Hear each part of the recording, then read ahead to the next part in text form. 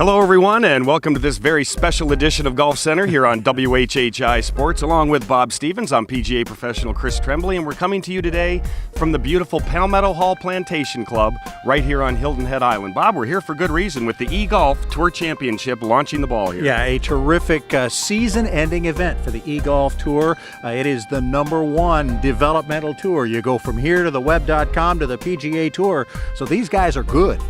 They are Somebody good. else says that. But anyway, these guys are really good. It's a pretty fine line between the quality of golf on this tour and the quality of golf on the major tour, the PGA Tour. That fine line is usually consistency. Those guys do it more often. But these guys can go low, and they have already this week as we set up the final round. And they're playing for a whole lot of money. How would you like to head into Christmas with $50,000 extra in your pocket? $300,000 purse, $50,000 to the winner. And as we head into the last round, we have a pretty wide lead there by Mr. Ryan Nelson, a true veteran of this eGolf Tour. Yeah, Ryan Nelson is from Charleston. He has been around. He's in his mid-30s with a wife and kids. He's not quite the prototypical young kid trying to make his way up. But he's still trying to make his way. He's still chasing the dream, and this would go a long way toward helping that happen. Very much so. You know, the eGolf Tour, 19 events over the course of the year, and Ryan Nelson's played in 15, made the cut in all 15. 14 of those he's been in the top 25, and without a win. So having this one be his only win of the year, this could be a good one for him. It would still be a super win, and he's got to get it, though, on two very interesting golf courses. The first 36 holes played on the Robert Cup course and on the Arthur Hills course. The final 36 played just on the Cup course. They see two completely different courses, don't they? They sure do. The Hills course being a little bit more traditional. The Arthur Hills course, the Cup course has a lot more of the Pete Dye factor to it. A lot more of the off the tee, it might be a little bit more intimidating than the shot really is. And out there's easily 6 or 7 holes on the Cup course where the tee ball might have to be reloaded on. That's how demanding it is. Yeah, it is tough, particularly early in the round. And you get to the back nine, guys can make some birdies coming in. That's exactly what Ryan Nelson has done this week, is made some birdies in clutch spots coming down the stretch to establish that 6-shot lead. But it's been a terrific week so far. It certainly has. And we've got some other good names here besides Ryan Nelson. We have Tad Fujikawa. Right. Drew Weary, a whole bunch of them. Yeah, Drew Weaver, who won the British Amateur Championship. Michael Letzig, who has been a contender on the big tour at times and probably won 7 figures on the tour. So it's a great mixture of young players, veteran players, chasing the big dream of $50,000 here and the eTour Golf Tour Championship title. We'll be back with some great special guests that we've got for you. We're going to tell you a little bit more about how this plantation hosts this tour and a little bit about how they got ready for it. We'll do that, and we'll show you some golf action a little later on as well.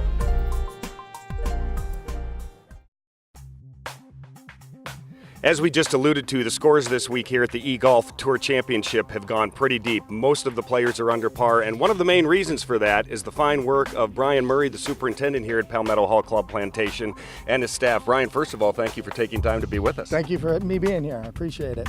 It's been great conditions all week long. The players have been talking about it. Everybody's been excited about playing here. The cool thing is, next week and every other week, we can all come play here and enjoy these terrific conditions. You guys have gone through a lot the last couple of years to get things this way. Yes, sir. We renovated in August this year with Celebration Bermuda, and then we came back in October. We did some overseeding of ryegrass, Wyatt's Green, getting ready for this tournament, and just kind of getting ready. We're excited about having the eTour here. It's very exciting, and we look forward, to a bright winter. Surprise you at all that the scores have been as low as they have been, or do you actually feel pretty good that the course has held up because the scores have not been super low? I think with the moist conditions of the fog delays, I think it's made the greens a little bit more stickier where they could really hold. But as long as they putt true and they can make putts, that's all we want. And not much wind either. No wind at all. No windy conditions. And that's the big defense here on the island. That's true. Very true. Yes, it's been absolutely perfect. Obviously, this is at a time of year when the transition of the grasses from the warm weather grasses to the cool grasses has just taken place. Any challenges for you getting ready for this as quickly as we've had to take care of that? Well, we overseeded back in September, and I think that helped us get prepared for what we've got now. And then with all the dry cuts we've had and the weather's been perfect for grass to grow, I think it turned out exactly what we wanted it to be. How and much? moving forward. How much different is the golf course for the tournament? What was the difference in the setup from what the rest of us will see the other 51 weeks of the year? I think a lot of it's just we moved the tee markers back. I think that's a big difference. I think we do a little bit more. We cut more of a dry cut in the afternoon. We follow the players after the last rounds, and then maybe get an extra cut on the greens for the speed in the afternoon. So the greens are a little bit faster than we will see them the rest of the time, but not a lot. I mean, Not folks, much, but- folks are going to get a pretty professional-looking golf course when they show up here any other time. They might of be year. ahead. We're going to keep them between 10 and a half, 11 year round. That's where we're at. And the great thing is, for the person that comes out here based on their ability level, we have a lot of sets of tees for them to enjoy these wonderful golf courses. We from. have 5 different sets of tees to play from. Yes, sir. Now, everybody's got a favorite golf course. Of the two, which one's yours? The cup. Do you? I like the Why? cup because of the geometry on it. I think I like that. I think it's challenging, and no matter how far you can play it from, it's a challenge. I like it. What are the special challenges of doing that kind of a golf course that has the geometric shapes on the greens and bunkers? Well, it's more aesthetic. You get more aesthetically pleasing. You got a lot more angles. You've got to rake the bunkers a certain way. You got to mow the greens and the fairways a certain way, and that's exciting, I think, for a superintendent. Brian Murray, superintendent here at Palmetto Hall. Thanks so much for joining us. Thank you, guys. The folks here at the Palmetto Hall Plantation are used to dealing with the great pros that have been coming out here for the eGolf Championship for the last couple of years now. Used to be the season opening event, was this year. Of course, this year also the season closing event, the culmination of the season on the eGolf Tour. Dan Moscar, the general manager of Palmetto Hall Plantation, joining us of the golf courses. You're not the whole plantation, but anyway. Close enough, right? Congratulations on what has been a great week on 2 great courses that you guys seem to love to show off. Absolutely. Renovations over the last couple of years, courses are in phenomenal shape. Players are loving it, having a great time. Going a little lower than I think we had expected them to do, but really, really happy to have them. Absolutely. Like you just said, Dan, the players are taking it deep this week. What are their feelings on the courses? They're playing both the Arthur Hills and the Robert Cup. What do they have to say about them? I mean, nothing but positive comments. Greens are in excellent shape. Like I said, they have gone a little lower than I thought they'd go. 64 on Hills and 67 on Cup the first day was a little bit shocking, but they're going to play a few holes back today, and I'm sure they're not going to quite go so low. Yeah, but one of the reasons they're going low is because the course is in such perfect shape. You got to make putts to go low, and the greens have been in terrific shape all week. Absolutely, and again, talked to a lot of the players. A lot of the comments are just, best course they played all year. Yeah. Now, we have the players here this week, but we also have people that aren't members here that want to have access to this beautiful golf course and its amenities. Why don't you tell everybody how they can come out and play here? Well, again, we do have a membership at Palmetto Hall, 36 holes, but we're a resort golf course every day on one of the 18. So they have access to us 364 days of the year. And again, they're going to get great golf courses, they're going to get great greens, they're going to get great conditions, and they're going to get great service. So we'd love to have them out and see them come out more. That's what I think is one of the neat things is it's 18 for the members each day, but it's 18 that's playable. And if you stay for a week, you got a number of chances to play both courses. Absolutely. And again, not just here, but the other properties that we own on the island, and they're going to get taken care of, and we enjoy having them. Absolutely. Could you tell the people at home a little bit about the differences between the 2 courses, because they definitely are significant? They sure are. Yeah, for me personally, Hills is my favorite. I'm just a big Arthur Hills fan. I always have been, so I enjoy that. Not to say that it's easier maybe than the Cup.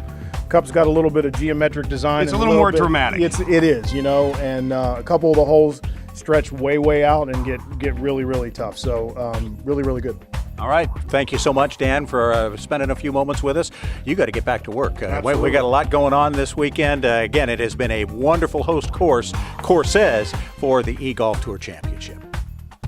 The eGolf Tour Championship culminating here on Hilton Head Island with their Tour Championship. Stuart Moore, the guy who day-to-day runs this thing on the eGolf Tour, veteran of the PGA Tour himself.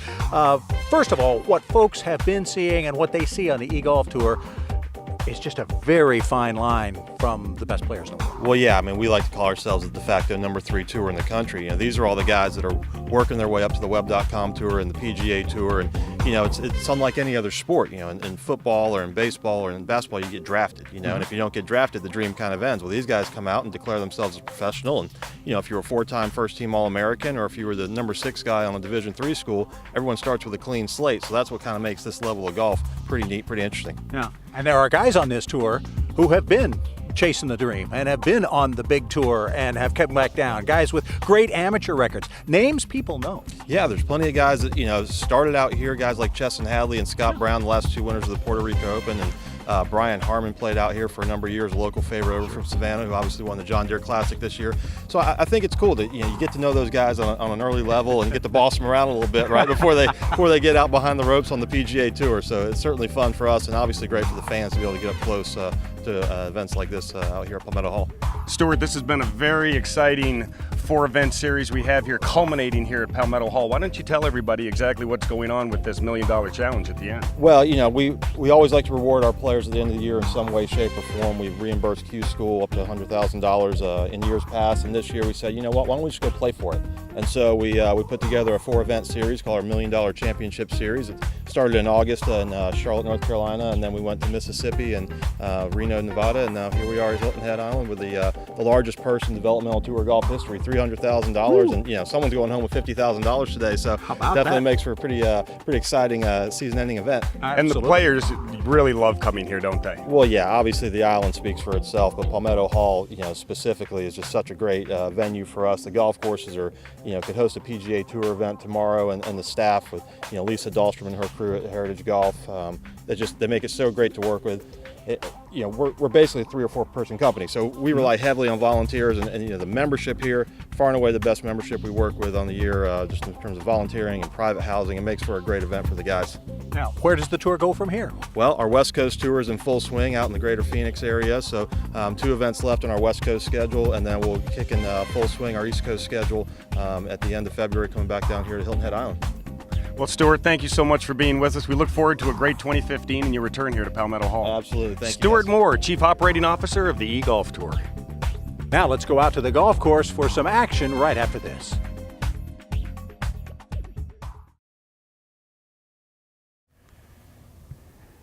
Leader Ryan Nelson just off the edge of the green here in 2 at the par 4 ninth. Rolls it up to the cup and chips it in. Ryan Nelson has chipped in for birdie here at the par 4 ninth. Coming off a birdie at 7, Nelson on fire, making the turn at 19 under par.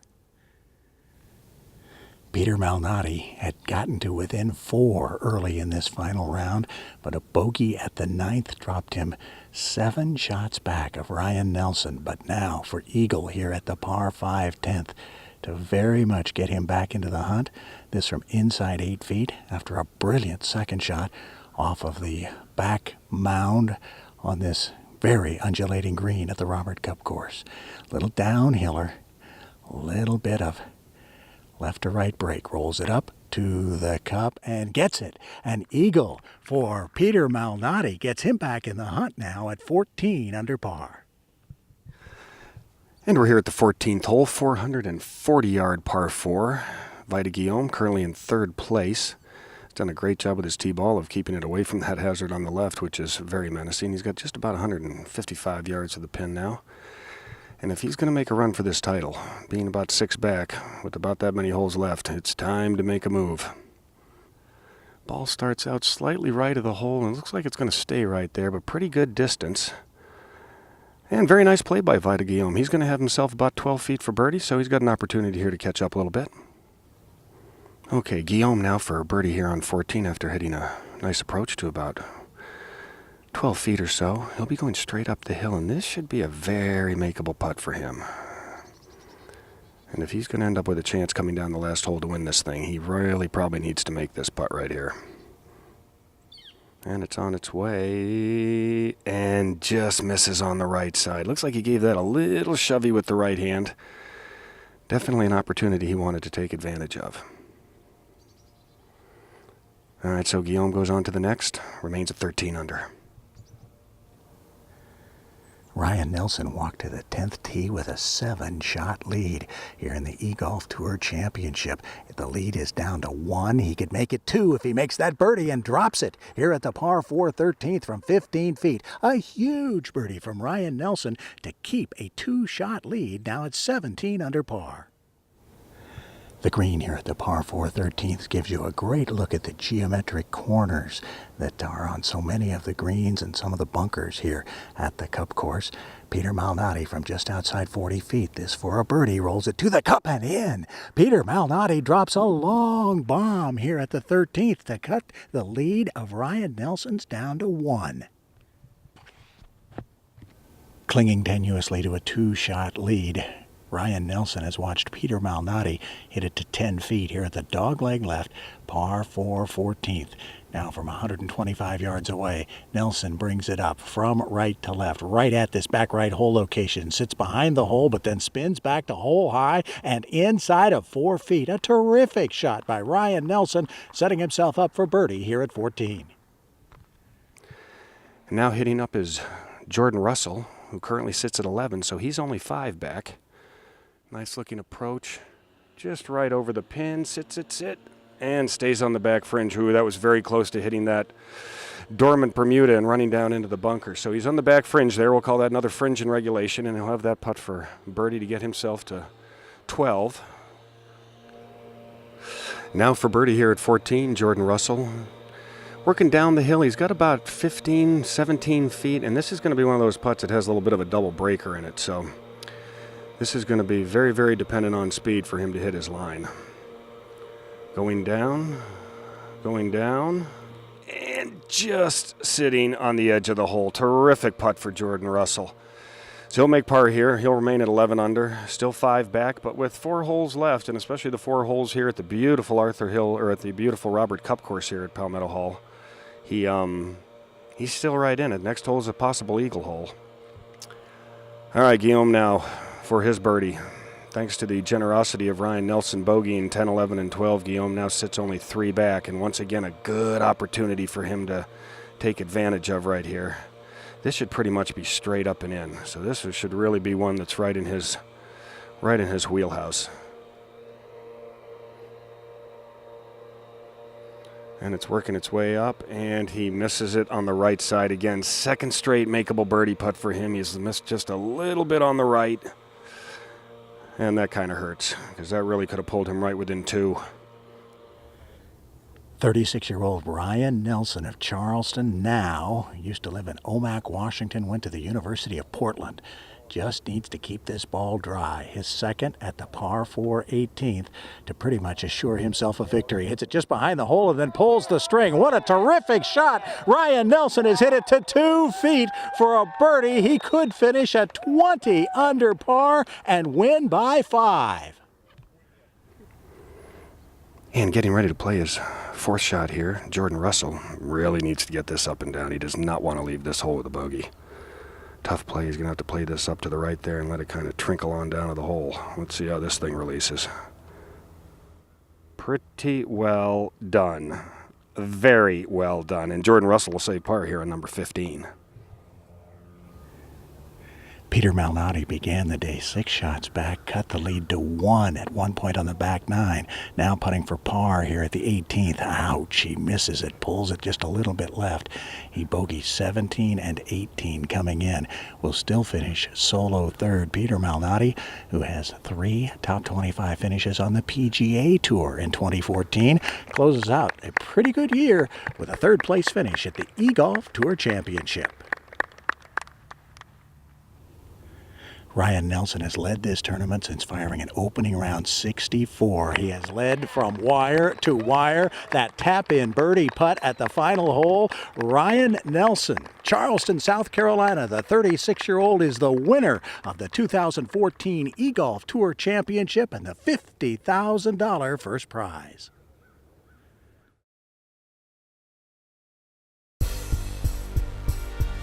Very pleased to be joined by local product Chris Epperson. Chris, 70 today, get you back to even par for the tournament. Tell us a little bit about your round today and what you think of these golf courses. I love these golf courses. That's why I keep coming back here. They're in great shape. It was an up and down round. I had a lot of bogeys and a lot of birdies. Just had a few more birdies than bogeys today.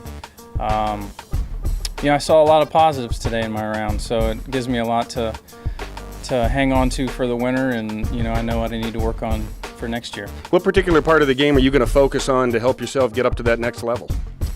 Probably like my wedge shots, like chipping around the greens and stuff. Little putting, but just short game stuff, really. Talk a little bit about, for everybody at home, the contrast between the Hills course and the Cup course here. Yeah, they're two completely different courses. I mean, obviously the Cup courses has a lot of geometric shapes, a lot of triangles and rectangles and squares and stuff, which is actually kind of nice. It's different, you know. The Hills is more typical, you know, A little more conventional. a little tighter off the tee. You got to kind of work the ball a little more, I'd say. But I mean, they're both great. I love these golf courses. Again, that's why I always come back here. Yeah, it certainly has been a great event. Let's talk about 2015, moving forward. Where are you going? Well, Or you I know, should say, what are your plans? Yeah, well, so I've got to probably sit down and talk about it with my wife and family and think about it. But I'll probably do some more eGolf and maybe look into the Canadian Tour again. Well, Chris Epperson, thanks so much for being with us. We look forward to 2015 for you. Best of luck. Thank you very much. Ryan, you shoot 64 in the opening round. Leading wire to wire is not easy on any tour. Tell us about it. Well, 64 was about as easy as it could be. You know, the golf course, the conditions, there's no wind.